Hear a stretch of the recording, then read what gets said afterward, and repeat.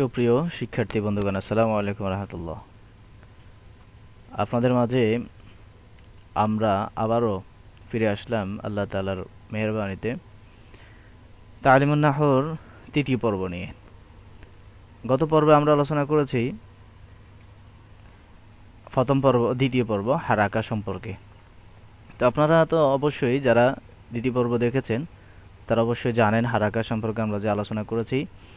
হারাকা বাংলা ভাষার আকার, ইকার, উকার ইত্যাদি বোঝানোর জন্য যে চিহ্ন ব্যবহার করে সেগুলো হচ্ছে হারাকা। হারাকা দুই তিন প্রকার আমরা জেনেছি, সেটা হচ্ছে ফাতা, কাসরা, দম্মা। তো ফাতা, দম্মা, কাসরার ব্যাপারে আমরা আলোচনা করেছি। এখন আমরা তৃতীয় পর্বে আলোচনা করব আজকের বিষয়। ফাতা, দম্মা, কাসরা আলোচনা করা শেষ, হারাকা আলোচনা করলাম। আজকে আলোচনা করব মোতাহাররেক। মোতাহাররেকটা কি সে সম্পর্কে আমরা আলোচনা করতে চাই। মোতাহাররেক হচ্ছে যেটা হারাকা বিশিষ্ট। মোতাহাররেক মানে এটা হারফের উপরে হারাকা বিশিষ্ট হয়।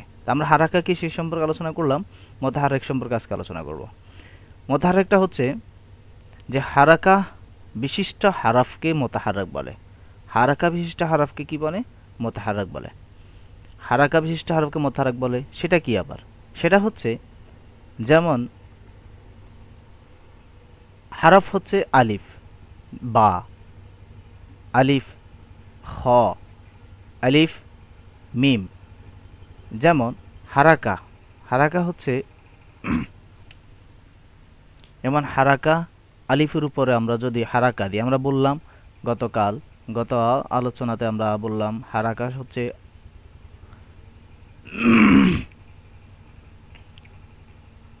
আমরা বলছি হারাকা হচ্ছে যেমন আলিফের উপরে যখন জব জের পেশ মানে হারাকা হয় তখন আলিফ হামজা হয়ে যায়। আলিফ থাকে, আলিফ হামজা হয়ে যায়। যেমন হামজা জবর আ, বা দুই পেশ বুন, বা দুই পেশ বুন, বা দুই পেশ বুন। হামজা জবর আ, বা দুই পেশ বুন, আবুন। হামজা জবর আ, হামজা জবর আ, খ দুই পেশ খুন, আখুন। হামজা পেশ উ,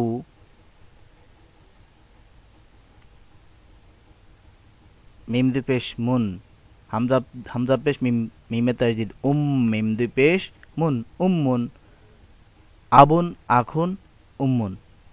তাহলে এটা হচ্ছে হারাকা, মোতাহাররেক। যখন কোনো হরফের উপরে হারাকা বিশিষ্ট হয়, যখন কোনো হরফ হারাকা বিশিষ্ট হয় তখন ওই হরফকে মোতাহাররেক বলে। তাহলে আমরা জানলাম মোতাহাররেক। তাহলে এখন মোতাহাররেক কয় প্রকার সে সম্পর্কে জানতে হবে। মোতাহাররেক তিন প্রকার। মোতাহাররেক কয় প্রকার? তিন প্রকার। মোতাহাররেক তিনটি কি কি? মাফতুহুন, মাকসুরুন, মাদমুমুন। মাফতুহ, মাকসুর, মাদমুম। মোতাহাররেক তিন প্রকার। মোতাহাররেক তিনটি কি কি? মোতাহাররেক মাফতুহ, মাকসুর, মাদমুম।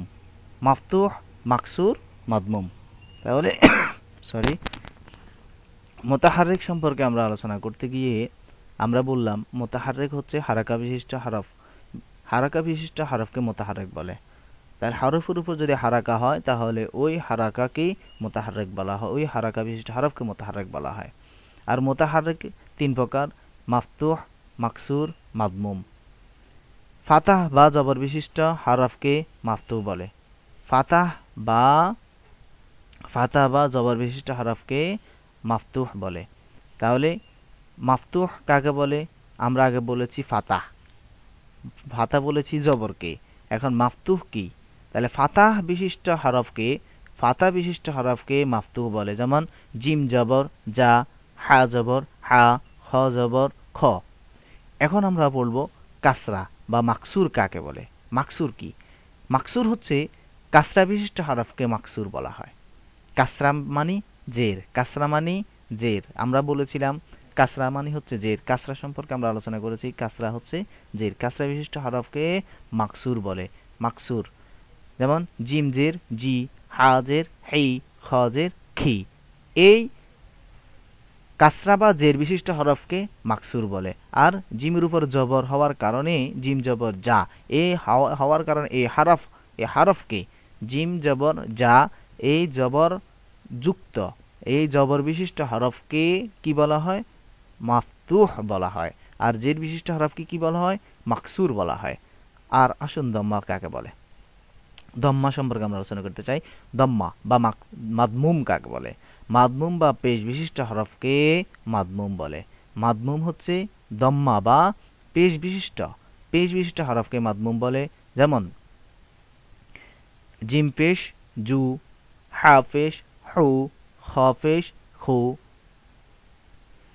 জিমের উপরে পেশ হওয়ার কারণে, দম্মা হওয়ার কারণে এই জিম বিশিষ্ট পেশ বিশিষ্ট হরফ জিমকে দম্মা বা মাদমুম, দম্মা হওয়ার কারণে মাদমুম বলা হয়। তাহলে আমরা জানলাম মুতাহাররিক তিন প্রকার, কি? মাফতুহ, মাকসুর, মাদমুম। মাফতুহ বললাম ফাথা বিশিষ্ট, ফাথা বা জবর বিশিষ্ট হরফকে মাফতুহ বলে। যেমন জিম জবর জা, হা জবর হা, খ জবর খ। কাসরা বা জের বিশিষ্ট হরফকে মাকসুর বলে। জবথা জিন জের জি, হা জের হি, খ জের খি। দম্মা বা মাকসুর কাকে বলে? দম্মা বা পেশ বিশিষ্ট হরফকে মাদমুম বলে। তাহলে সুপ্রিয় শিক্ষার্থী বন্ধুগণ, আমরা জানলাম মোতাহাররেক হরফ বিশিষ্ট হরফকে মোতাহাররেক বলা হয়। হারাকা বিশিষ্ট হরফ, হারাকা আমরা জানলাম আগেই, সর্বপ্রথম হরফ জানলাম, তারপর হারাকা জানলাম, এখন আমরা মোতাহাররেক জানলাম। তাহলে হারাকা বিশিষ্ট আকার, ইকার, উকার, জবর, জের, পেশ, হারাকা, তাকে হারাকা বলে। হারাকা বিশিষ্ট হরফকে মোতাহাররেক বলে। যেমন আবুন, আখুন, উম্মুন। মোতাহাররেক তিন প্রকার, মাফতুহ, মাকসুর, মাদমুম। মোতাহাররেক তিন প্রকার, মাফতুহ, মাকসুর, মাদমুম। ফাথা বিশিষ্ট হরফকে মাফতুহ বলা হয়। যেমন জা, হা, খ। কাসরা বা জের বিশিষ্ট হরফকে মাকসুর বলে, যথা জিম জের জি, হা জের হি, খ জের খি। দম্মা বা পেশ বিশিষ্ট হরফকে কি বলে? মাদমুম বলে। তাহলে সুপ্রিয় শিক্ষার্থী বন্ধুগণ, আজকে আমরা জানলাম মোতাহাররেক এর পরিচিতি। মোতাহাররেক কি, মোতাহাররেক কত প্রকার, কি কি। তাহলে এই সম্পর্কে আমাদেরকে জানা অবশ্যই দরকার আছে। এজন্য আমরা প্রাথমিক পর্যায় থেকে আলোচনা করেছি। আমরা আমাদের আলোচনা এখানে আজকে শেষ করতে চাই। আমাদের তৃতীয় পর্ব আমরা মোতাহাররেক সম্পর্কে আলোচনা করেছি। সুপ্রিয় শিক্ষার্থী, যারা আমাদের পূর্বের ১-২ আমাদের যেই ভিডিও টিউটোরিয়ালটি দেখেন নাই, তারা অবশ্যই দেখে নেবেন।